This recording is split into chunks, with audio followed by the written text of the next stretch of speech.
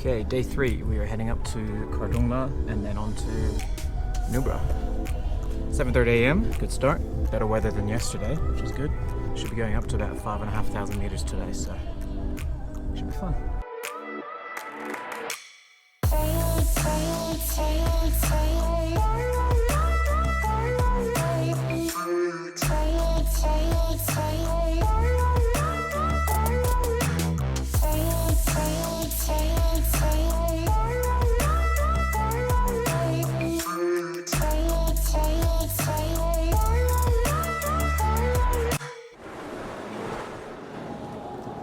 Just climbed out of the city of Leh, about 3.7,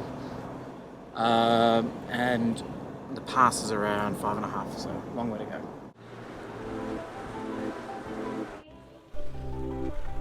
Okay, we are at 4,346 meters. Having a quick break, just to get a little bit of air into us. Still got to acclimatize a little bit on the way up. We are going almost 2,500 meters above where we started at Leh. Here we have the valley. Leh is just down there. You see that white little dot? That's Timo, where I was yesterday. Gonna continue heading up, up towards the pass. There is a bit of weather predicted, so we gotta hurry up there just in case there's snowfall, which there might be as we're just starting to come into snow season. Onwards and upwards. Off we go.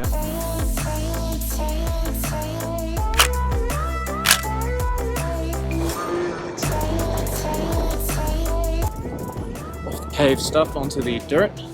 We are at 4,700 meters now. Keep climbing. We're almost there. About another 800 meters of elevation to go. Quick stop at the South Pulu checkpoint. Got to go and show them my restricted area permit. Definitely colder up here, as you can see. Apparently, according to this, I'm traveling with 3 Israelis. So the thing is, you can only foreigners can only travel in groups of 2 or more, technically, when applying for your permit. So what they've done, they've just grouped me in with some other guys and put us all on the same permit.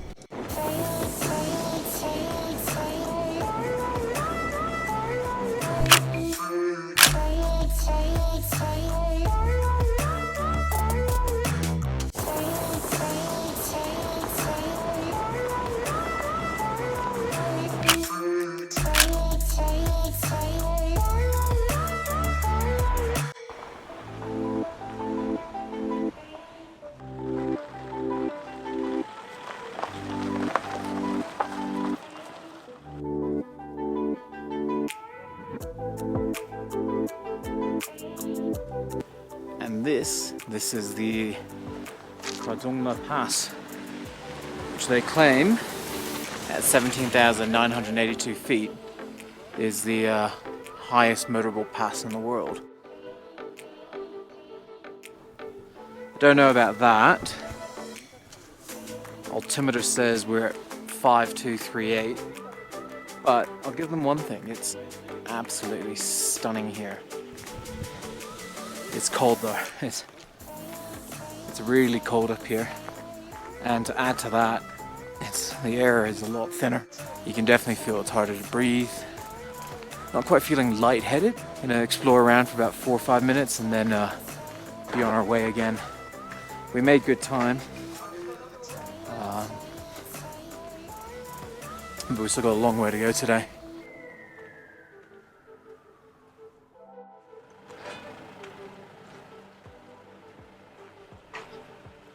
That over there, that's the massive road grader. That's how they built this road. Every year with the snowfall, when the snows melt, it brings more rocks and stones in. So they've got to get this to work to reopen the passes. This road closes when the snow gets too thick, which happens around October. It doesn't open again until April. So we're lucky that we came before the snow came. Okay, on the road again.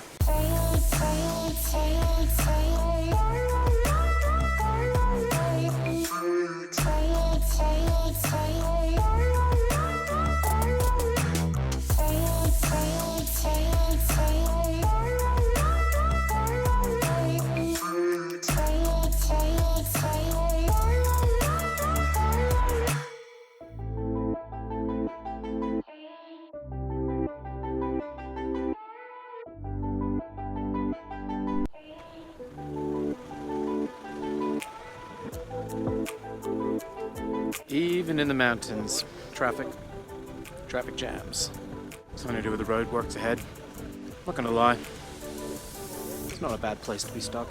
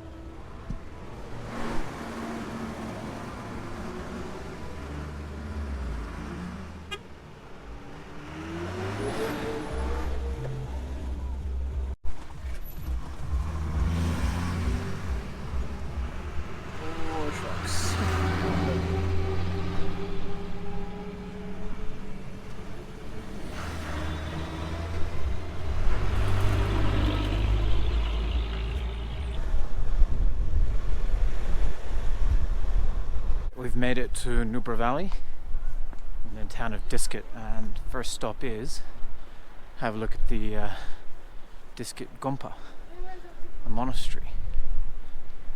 Apparently it's got some of the best views of Nubra.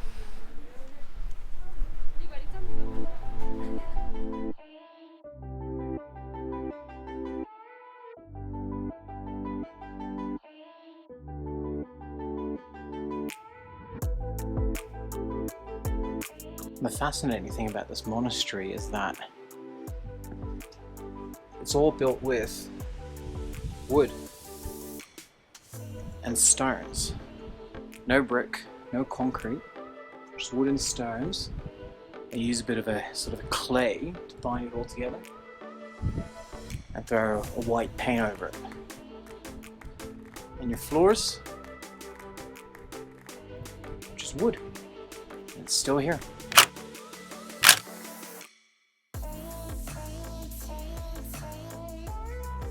Built in the 14th century. Obviously, I think they made a few modifications. And they keep rebuilding parts of it, but it's still pretty solid.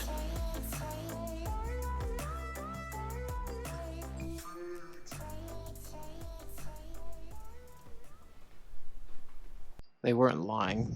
The view from the monastery is amazing.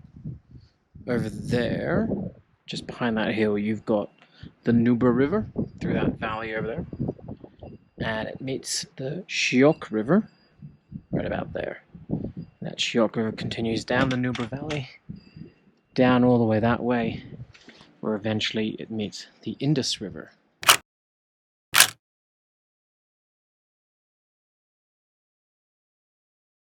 This whole area is considered a desert as well. As you can see, the mountains are just bare, nothing whatsoever. No, not even grass. On the other side we had grass all the way up to the pass here. Nothing.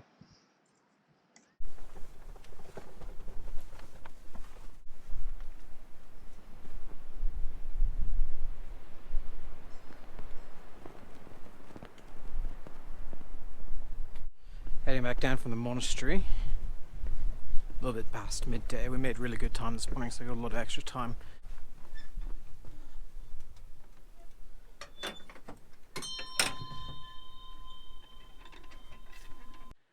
My plan for the rest of the day, I don't really have much plans, just explore a little. I do want to see if I can get some lunch though. I'm getting a bit hungry.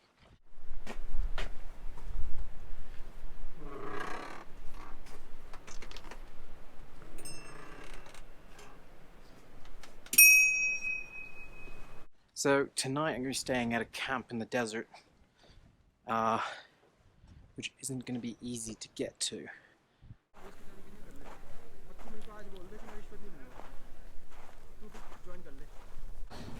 Ladakh water. Ran out of my bottled water, so as much as I hate to do it, I had to buy some plastic bottled water. But got some momos, which is the Tibetan dumplings coming. And look at the view. Got my momos for lunch, and these ones are yummy. So these camels, they're indigenous to this area. They're called Bactrian camels. And what's special about you? Anything? No? Doesn't really feel like talking today. He's got 2 humps. These camels are one of the only ones in the world got 2 humps. And a luke for a scratching post by the looks of it.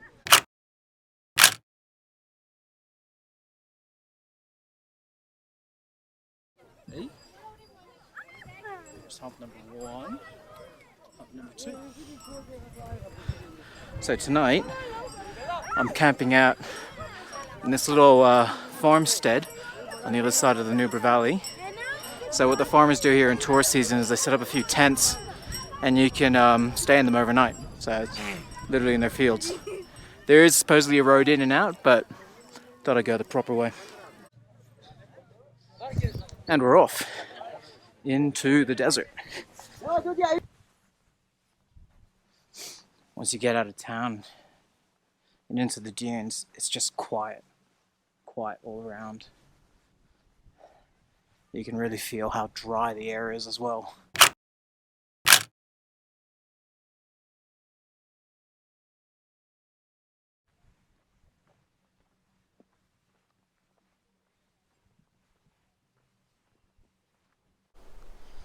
Here we are on this farmstead.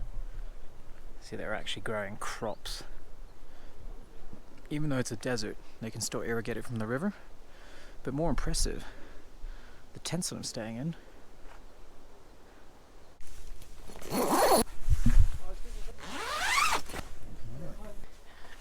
When I thought I was staying in a tent, I legit thought I was in a field, in a tiny tent. To be fair, I am still in a field. It's got a double bed and an ensuite loo. Are you kidding me? This is amazing. No power until 7:30 though, so they don't have any power during the day, and all the water is solar heated, but I don't care. That's awesome. Well, we have a power, kind of. It's, the power supply doesn't seem really great. Oh, no, we're back. Heading to dinner. They've got a little kitchen on site, so I thought I'd go try some of their food. Most of it, they say, is grown here, so it's going to be all vegetarian, naturally grown, local grains, local vegetables. Let's see what we have. Nice basic dinner here. Got some poppadoms, some desert vegetables, cucumbers, carrots, bacon, and a vegetable soup. Very nice. About to turn in my very much so roughing it tent.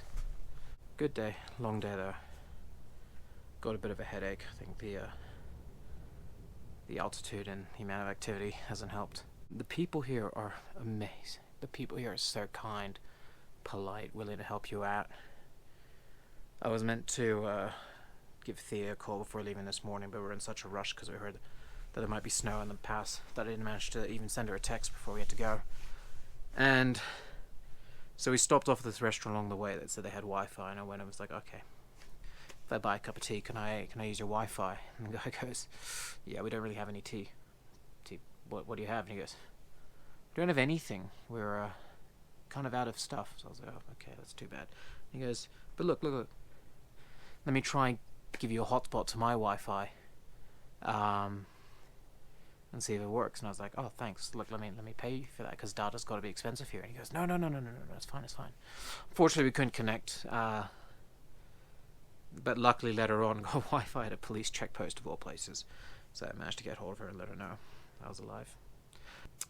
The main thing that strikes me about this area is that it's very desolate. I mean, you got desert valleys, high mountain passes, but it's very much so a militarized zone.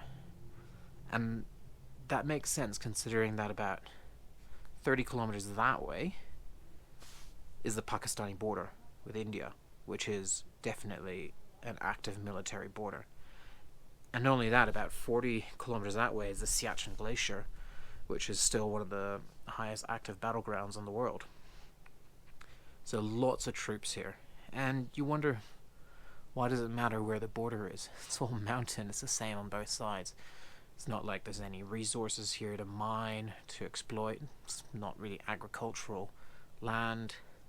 And it all seems like it's all just national pride, and you see that there's signs everywhere. You know, pride of the army, salute to the Siachen warriors, so on and so forth. And on the road, just non-stop army vehicles, to the point where I can recognize the different types of Indian Army vehicles. They all have this number painted on the front in yellow. And a 12 is a medium-sized transport vehicle. An 8's a light medium one. A 20 is, I think, is a gas fuel tanker, so on and so forth. I mean, you see so many of them that, and you know, it reminds you that this is still a very politically sensitive area. It gets better though. So tomorrow we go to Pangong Lake. It's supposed to be quite beautiful this time of the year. It's at 4,000 meters though, so it's going to be a tough drive tomorrow. We're going to go along the Shiok River. It's apparently rough roads, not good roads. So got to be out of here 0800 at the latest for a full day. It's not even that. It's only about 150 kilometers, but the roads are so bad. You need all day to do it. So with that, I think I'm gonna get some sleep. Don't think I'm going to be heading back via camel out of the camp tomorrow, but I've got something else planned, so see you tomorrow.